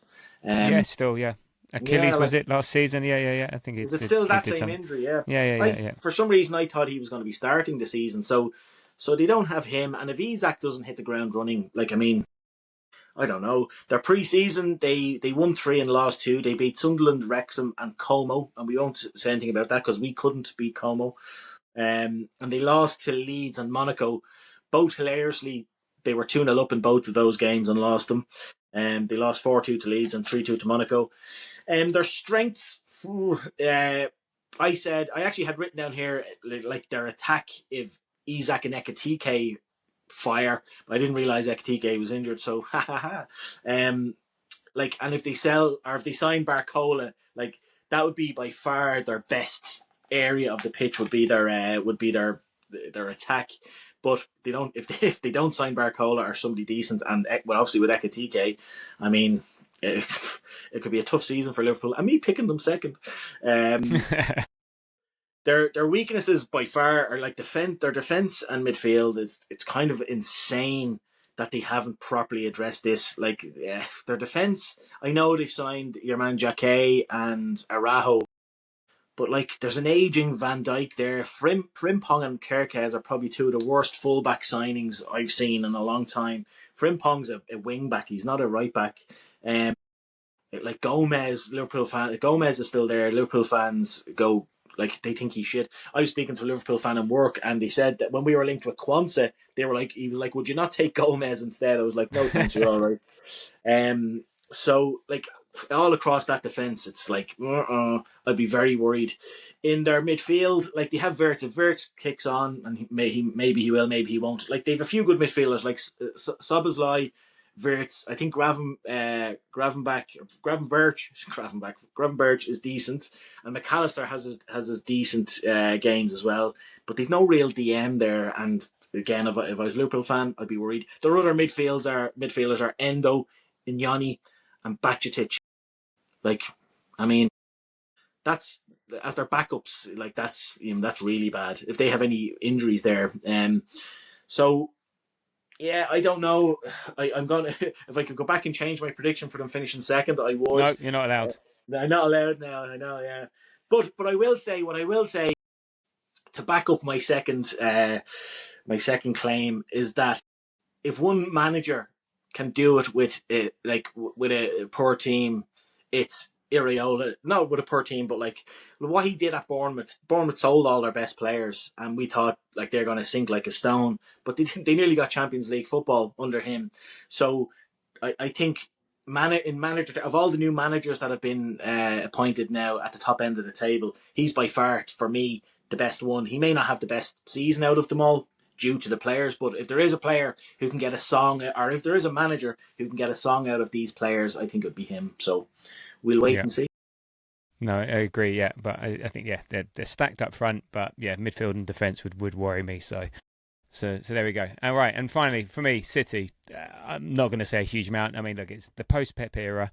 Like Fergie, like Wenger. Not easy when someone of that stature, that importance to the club leaves. You know, it leaves a massive hole to replace him. You know, Maresca is the man after the man, and we had that with Unai Emery after Wenger and stuff like that. And I think it's a bit of a poison chalice. And in a way, I'm surprised, but also not surprised he took it. He's got some City sort of connections from the past. I'm sure they're paying him an average wage to stay there that we know about, and then the far from average wage that we're not allowed to report about in the books. But then also the likes of Rodri's gone, Silva's gone, Stone's gone, Ake's gone. A load of these key sort of cornerstones of that team that Savinho and Marmoush could be gone. Savinho, Marmoush can be going. Baby Reindeer's gone. You know, and so they're regenerated. They're under a rebuild. Reindeer, whatever his name is. Reinders. Yeah, so and that's why he's left, because he's getting hounded by some crazy woman. Right, his parents should have called him Rudolph Reinders. Exactly. So look, they're going through transition. It's a tough spot. The one thing they have is that they've got like the Terminator, 3.0 or whatever is up front, and if you've got someone banging in 30, 40 goals a season, if they can set him up, you're always going to do okay. And they've got Elliot Anderson. Like, okay, he's not going to be ever as poor as he was in the Community Shield. He's a half decent player. He's going to lift the level. They get Baradi in. He's 18. if they get Fernandes in, but funny enough, Chelsea have upped the price of what they want, but maybe that's not an object to them. So if they get Fernandes, it could change things. Yeah, the next 2 weeks, so we've gone all through this review of these teams. The next 2 weeks could change everything for a lot of these teams, apart from Villa because they can't spend any money. But it could make a massive difference. But as of now, we talked about in the last pod, I think the fear factor's gone. Okay, apart from Haaland, I'm not really worried about anyone else in that team, and actually they are a lesser team than they have been in previous seasons. So, and even if they do bring in some of these players, okay, Fernandes isn't there to increase their cunt quota because Rodri's gone and Silva's gone, so that's the only reason they're buying him. Buadi's one for the future. Other than that, they've only got 2 wingers. We're left Doku and Semenyo. Who's their centre forward? Who they're going to buy as a centre forward? If Haaland gets injured, what have they got going? You can run through that midfield. Okay, Diaz is a half decent defender. The Kazakhstan guy, I think it is, he's a half decent defender. But what else have you got? Rico Lewis. Okay, he's a bright spot, but Donnarumma's on the way down. It'll take him quite a long time to get down there, but he's on the way down, and I think. And Haaland will always get you a win, some okay players, but this isn't the City of old, and no one should fear them anymore. So they'll be top 6, but anyway within that top 6, it just depends on who's the least crap out of everyone there. This will be Haaland's last season at City. You heard it here first.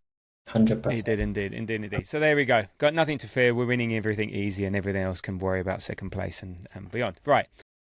5 minutes. Let's get Coventry done. We play Coventry, opener of the season, on Friday, 8 o'clock. We've only faced once before in the opening game of a league season in 93-94 when Coventry won 3-0 at Highbury, thanks to a hat-trick by fat Mickey Quinn. But, Arsenal have won their opening match in the last 4 Premier League seasons, so since losing to Brentford 2-0. So, I think history is more on our side, and I don't think they've got a Mickey Quinn in their team. So, Andy, what are you looking forward to and not looking forward to as far as Coventry on Friday night is concerned? Looking forward to the Premier League champions being back on our screens. Well, I guess for you guys it'll be back in front of your eyes in real life, but for me, back on the screens, there's nothing better than that. Well, just that first game of the season where you're like, we're starting it all again. You hear whatever music Sky Sports or TNT are going to roll out, and it's just, I don't know, that magic grabs you. So I'm just looking forward to watch a competitive game of football again, because it's been a bit of a barren summer, and just looking forward to what I think is going to be a brilliant season for us boys. What am I not looking forward to? Nothing in particular, to be honest. Probably a similar question. I don't know. Coming out of this very positive. Not that I wasn't worried about the season, but I'm kind of with Ian at the very, very start. We said what we're not looking forward to in terms of the season, and nothing came up, and nothing's came up for this game. I think we should win. I guess there's always that potential for injuries, but I think just with having that pressure released by last year, we've got a deep squad. We can manage injuries. We can. I don't necessarily see us being worried by anything that Coventry have to offer. To be honest, we're at home under the lights. I see it being a relatively comfortable Friday night. Firstly, Tabs, I just want to say I'm very surprised that you remember that 3-0 Mickey Quinn, because you were nursing a huge hangover after your 40th birthday. I would have been 20. I would have been 20 years old, so it would have been 20 years old, sure. I'm looking forward to being there, first and foremost. I'm so excited. It was great to see the lads in Dublin, but nothing beats going to see the Arsenal at the Emirates, as Andy said, under the lights, in a meaningful game, especially after our whistles had been wet by that 3-0 win against City last weekend. So I'm just looking forward to hopefully an electric follow on from that performance. and an electric win. I do think I'm not looking forward to the possibility that like there's very little, but like it is Coventry's first time back in the Premier League since Tabs was 40. So they will have the bit between their teeth. They won't want to get smashed. They might, if we score early, they'll get smashed. But it being the potential of it being a real hard fought out game and we win 1-0, I take that, to be honest with you. But I don't think that's how it's going to pan out. So yeah, we're not doing that this season. We're not doing that. No, I don't think so. I don't think so. So yeah, that's what I'm looking forward to. Not looking forward to. Yeah. I've got nothing to add to that other than banana skins, but I don't think that will happen. It'll be bruised bananas, not banana skins on Friday. On Friday night. There we go. Right, Andy, how do you think we're gonna line up? Great question. Same as the Community Shield, I would say from the start. I don't really potentially Max Dowman at right wing instead of Noni Madueke, but other than that, I would say it being very much the same starting 11, and I would want it to be because I don't want to see Declan Rice or Bukayo Saka anywhere near that lineup on Friday night. I still want to give them a couple of weeks to ease them in and come on for maybe 30 minutes as part of their kind of, because they're definitely still in pre-season, although it's the start of our actual season. They can come on for to get 35 minutes when we're hopefully already 2-0 up or something like that. But yeah, I would just go same again. Yeah, the only thing, I think Bruno had an ice pack on. I think Rice came on maybe 10-15 minutes earlier than expected. He came in at half time. I don't think that was the intention, but I think Bruno might have been just a precaution. They had the ice pack, so if there isn't an injury there, then I think Rice starts. Otherwise, the same. What will be interesting, and you say Dowman over Madueke, and look, what will be interesting is in terms of the subs bench. So again, if you're saying same again, that means no place for Martinelli. It means only one defender in Capier on there. So I don't know whether that would. I mean, that if we've got fit players or 90% of our squad fit, like last year, there's going to be big players missing out. And I think Martinelli again will be the one to miss out because I think. Well, I don't know. It'll be interesting. It'll be interesting to see that. Maybe it's not a foregone conclusion, Dowman over Martinelli, but I think that'll be. I think that's the biggest question on the subs bench. Who's going to be there? Because do you think there's room for Konsa? Do you think it's too early for Konsa if he signed on Friday? No, actually, you're right. It's too early for him. I completely forgot about Konsa actually. But no, it's too early. If he's medical Thursday, I think it's too early. But so the big one is. I mean, Ian, who would you rather have on the bench, Dowman or Martinelli? I know the answer is Dowman, but I think it'd be a shame not to have Martinelli on the bench. I don't know what it is. Like if Martinelli's not on the bench, I think it's the clearest sign yet that he'll go. I think it was a clear sign last weekend that he'll go. But look, we're lucky. As I said, these are lucky. These are good problems to have. So. We'll see. Okay, so as far as Coventry concerned, I can't say Frank Lampard without saying fat at the beginning here. I don't know, it's just like a tick. So it's like Frank Lampard.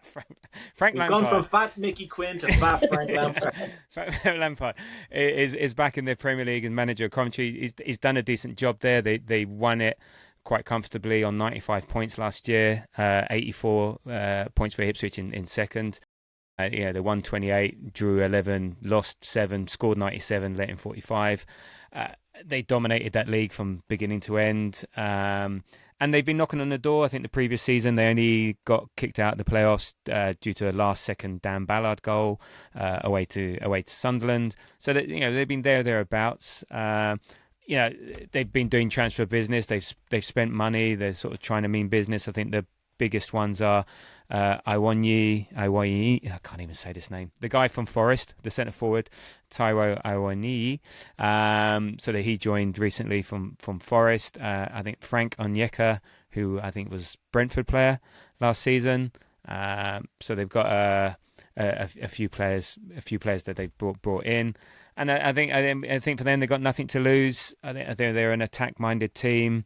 Whether they'll come to the Emirates like that, I doubt it, and we should be too good for them. And I think they'll give it a go. I think Frank Lampard, I think he's the way he is. He'll just want to give things a go. I think he's not going to be, ignorant to the fact of who they are and where they're playing and things like that. So I think he will try, and it'll just be depending on the quality of the opposition, which will allow him to play he wants to play or not. So we no one knows anything really about Coventry apart from. And it's such a leap from the Championship to the Premier League. But teams like Sunderland have done it with clever recruitment. Who else stayed up last year from the people? Was it only Sunderland that stayed up last year, wasn't it? Yeah. But teams have survived. So let's see. I think they might be the best of the bunch. So let's see. But I think we'll be too strong for them. And Arsenal scored 10 goals over the last 2 times they've played them. I think 4-0 and 6-1. So I'm predicting 3-0. Andy, what are you predicting? 3-0. 3-0. It's a hat-trick of 3-0s. A hat-trick of 3-0s. There we go. And we're going to do that every game for the rest of the season. Yeah. There we go. So no, I'm not even going to do the quick maths. Right. There we go. That was cool. Almost done. Right. Almost done. Right. We're done. Thank you, Andy, for joining tonight. Appreciate it. Not a problem. And always a pleasure. Never a chore. And thanks for your homework. A+. And Ian, likewise. Good work. And let the listeners know where they can find you and what you get up to. Well, on Friday night after the game, you'll find me on the floor in the Coronet, surrounded by a pool of my own vomit after a fantastic win. Is the Coronet back open, Ian? I thought it was done. I thought you could handle your alcohol. No. I thought yes, the Coronet is back open. Was it back the Coronet open? is back I open. thought it closed. Yeah. It closed down for a bit though. It was closed down for a little while, but somebody posted a picture of it the other day. That's back open. Yeah, new owners. So I'm very happy about that. So yeah, but people will find me online at Ars Cannon Pics, where you can send me a picture of your cannon. Not a trouser cannon, as Tabs once thought, and sent me a very awkward with your crystal balls. Yeah, so a trouser cannon with your crystal balls. Yeah. So that's where you'll find me. Okay, right, we're getting delusional here. An hour and 50 in. Fuck it, we got to get going. Right, okay, anyway, next pod will be on the weekend after the Coventry game, reviewing that. As I said, if you like what we do, please subscribe, like, comment, rate at The Grove AFC on the usual socials, on all the channels, on Spotify, on YouTube, on Apple, on X, TikTok, Instagram, yada, yada, yada. We're all there. So, there we go. Thank you. If you made it this far, well done. We've just about made it. I'm dying for a piss. I think Andy went already. Thanks for listening. We go again. We're going to win the lot. That's all I can say. And until the next time, come on, you Gunners.